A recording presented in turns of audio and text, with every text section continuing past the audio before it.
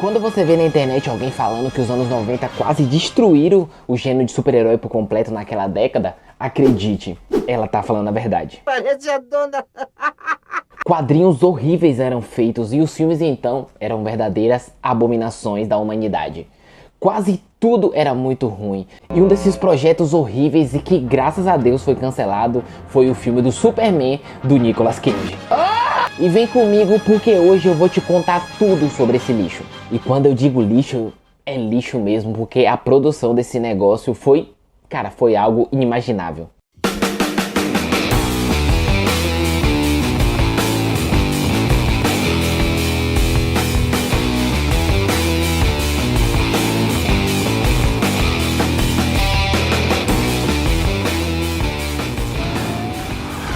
Para onde estamos indo? O melhor lugar da Terra. Hello my friends, eu sou o Adriel e está começando mais um Faladril. E antes de tudo, já se inscreve no canal, curte o vídeo e compartilha com seu amigo, porque, cara, eu acho que esse seria o filme mais bizarro de super-herói já feito na história.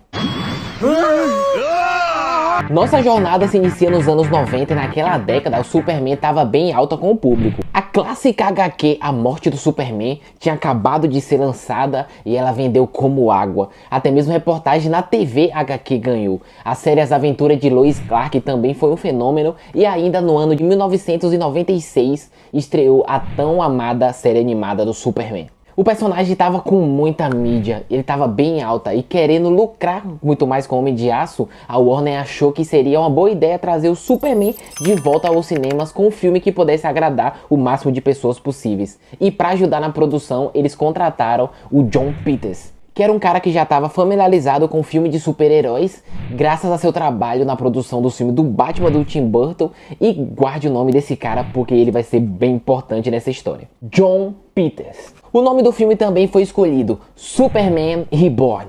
E a grande fonte de inspiração para a produção desse longa seria justamente a HQ A Morte do Superman, que mostrava um embate mortal entre o Homem de Aço e o vilão Apocalipse. A Warner queria levar essa parada para o cinema, então para escrever o roteiro, inicialmente ela contratou o Jonathan Lankin, que escreveu uma história, cara, digamos, peculiar, para falar o mínimo. Em seu roteiro, o Superman morreria na luta contra o Apocalipse, mas antes disso ele engravidaria Lois Lane, mas não desse jeito que você tá pensando. Chumba, chumba, chumba, chumba, chumba, chumba. O Clark engravidaria a Lois divinamente. Algo bem estilo Virgem Maria, tá ligado? E depois que ele morre, Clark Kent renasceria como seu próprio filho e assim ele se tornaria o Superman de novo. Bem peculiar esse roteiro, não é mesmo? E é lógico que a Warner recusou essa porcaria e demitiu o cara. Bateu uma salva de palma aqui pro profissional. O novo roteirista foi escolhido, Gregory Pearl, que também escreveu um roteiro muito merda. Na época, o também roteirista Kevin Smith foi chamado para dar uma olhada nos projetos que a Warner estava produzindo, e entre eles estava o Superman Reborn. E como o cara era muito fã de quadrinhos, ele decidiu dar uma olhada no roteiro do Superman, que foi escrito pelo Gregory, esse doido aí. Mano, o Kevin Smith ficou chocado com aquilo. Segura o meu pudo! Segura o meu pudo! Segundo palavra do próprio Kevin, o roteiro parecia mais um episódio da série do Batman dos anos 60, só que o Superman era galhofa pura. E como ele entendia bastante do personagem, a Warner ofereceu o cargo de roteirista. E obviamente ele aceitou. O cara tava no céu, mano. O roteiro do filme do Superman seria totalmente 100% escrito por ele, que era fã pra caramba do herói. Era um sonho realizado, só que é aí que acabou aparecendo novos problemas. Lembra do cara que seria o produtor do filme, o Jon Peters? Então, logo de cara ele gostou bastante do Kevin Smith, achou ele bem simpático e tal. Mas ele exigiu que o Kevin Smith escrevesse 3 coisas que ele, o Jon Peters, queria que tivesse no filme. A primeira delas, o Superman não usaria seu uniforme no filme, pois segundo o Jon Peters, e também pelo que foi relatado pelo Kevin Smith, cara, foi ele que falou que o Jon Peters disse isso, o uniforme clássico do Superman era meio bicha.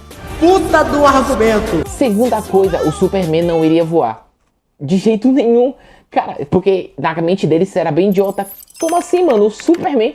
Isso nem faz sentido. É a terceira coisa que o Jon Peters exigiu, é que no final do filme o Superman lutasse contra uma aranha gigante. Do Neida. Troca!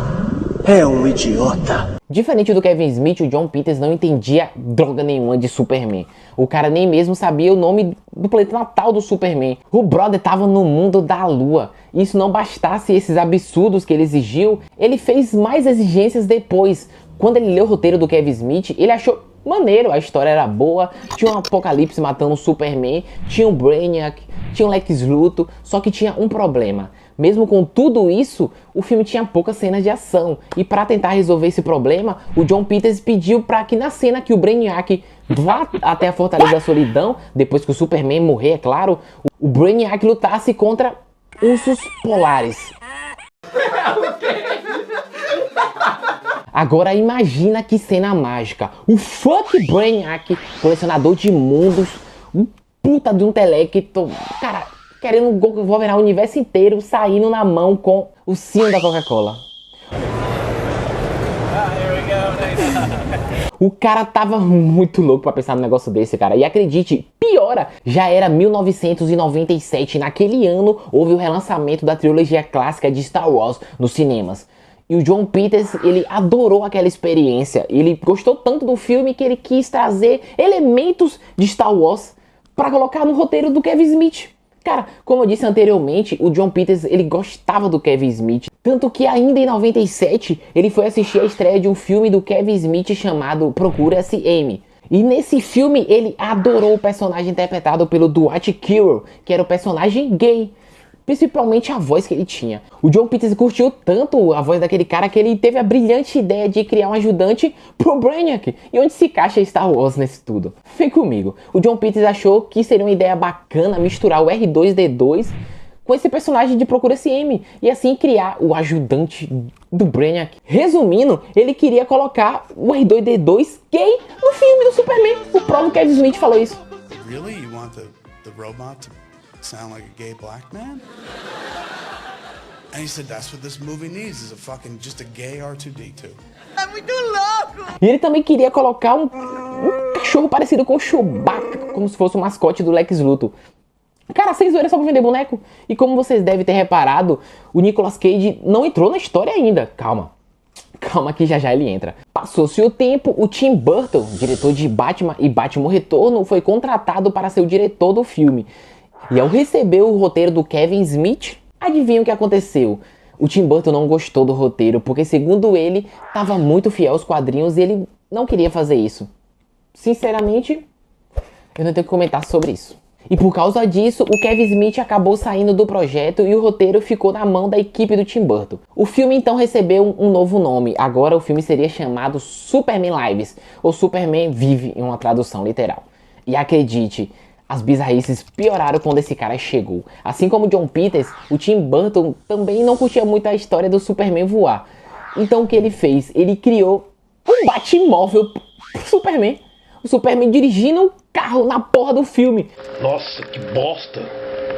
O vilão ainda seria o Brainiac, só que nessa versão do Tim Burton, o vilão seria criado pelo Jor-El, que com o nascimento do seu filho, o Kal-El, meio que deixaria de lado o Brainiac de lado. E como nessa versão do Tim Burton, o Brainiac é um moleque mimadinho, ele ficaria com ciúme do Kal-El, destruiria Krypton, cara, por ter sido abandonado pelo seu pai. E no futuro, ele enviaria o Apocalipse para a Terra para dar um pau no Superman. Só que como ele ressuscita, o Brainiac viria pessoalmente para a Terra, onde ele se fundiria com Lex Luthor e assim teríamos a batalha final. Sério, eu não tenho palavras para explicar como alguém teve coragem de escrever um negócio desse, porque noção não teve nenhuma. E ainda nos uniformes houve uma discussão tremenda entre o Tim Burton e o estúdio. Ninguém queria usar o uniforme original do Superman. Isso era totalmente fora de cogitação. E as ideias que surgiram, brother, na moral, são ideias tão idiotas que faz até a orelha de um surdo sangrar. Cara, saca só no que os caras pensaram. O John Peters queria que ele usasse uma bermudinha, tipo uniforme de basquete, sabe? Usando também uma bota que teria chamas nas laterais. Cara, uma bosta. Véi, além de ser um completo absurdo, o cara não tem noção nenhuma de estilo. Quem se interessaria pelo herói com Roma de Gogo Boy, cara? E o Tim Burton também não ficou atrás não. Entre alguns dos uniformes idealizados, o Tim Burton sugeriu que o Superman usasse uma armadura alienígena preta ou uma roupa transparente que deixaria os órgãos internos do Superman à mostra. É isso aí mesmo, my friends. O Tim Burton também gostava daquele S dos Supermans elétricos.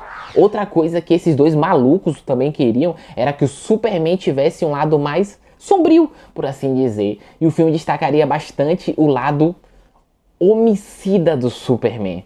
O Superman seria um assassino no filme. Tanto que a escolha inicial do John Peters para o personagem era que o Sean Penn interpretasse o Superman, porque segundo ele, o Sean Penn teria os olhos de um assassino e o carisma de um monstro enjaulado. Tá saindo da jaula o monstro, pô! Só que quem acabou ficando com o papel foi o nosso querido Nicolas Cage, que na época ele tinha acabado de ganhar um Oscar, ele era muito fã do Superman. E acredite, esse cara fez o possível e o impossível para tentar salvar a integridade do personagem.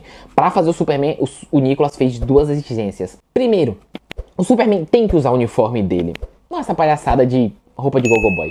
E sim a porra da roupa do Superman. E a segunda exigência era o Superman tem que voar. Cara, o Superman voa. Como você faz um filme do Superman e ele não voa? Isso nem faz sentido, mano. Deixa eu respirar. Desgraça! E assim, todas as suas exigências foram atendidas. O uniforme clássico foi introduzido, mas mesmo assim ainda ficou bem ruim. Parece até os uniformes do Batman e Robin, sabe? Feito de plástico. E pra variar, o Nicolas Cage não combinava no Superman. Então meio que não tinha o que fazer, não ia ficar bom. E como nem todo mundo da Warner é maluca, os caras recusaram o roteiro do Tim Burton. E como nessa brincadeira, tanto o Tim Burton quanto o John Peters já estavam se chocando por causa de todas essas divergências criativas, o Tim Burton acabou se demitindo e largou mão de Superman Lives, que já tinha gastado mais de 10 milhões na pré-produção. Pois é, e na sequência, vendo que esse filme seria uma tremenda de uma furada, quem largou mão foi o próprio Nicolas Cage, que desistiu do papel. E pouco tempo depois, o projeto foi cancelado. Pra alegria de todo mundo. Porque nem fudendo que esse filme ia ser bom. Se pá, ele podia ser pior até que Batman e Robin. Pelo menos é o que eu penso. Sei. E aí, my friends? O que vocês acham que seria Superman Live? Seria, sim, o pior filme de super-herói já feito? Não? Tem algum pior? Escreve pra mim aqui nos comentários. E deixa seu like e se inscreve no canal. E até a próxima. Valeu!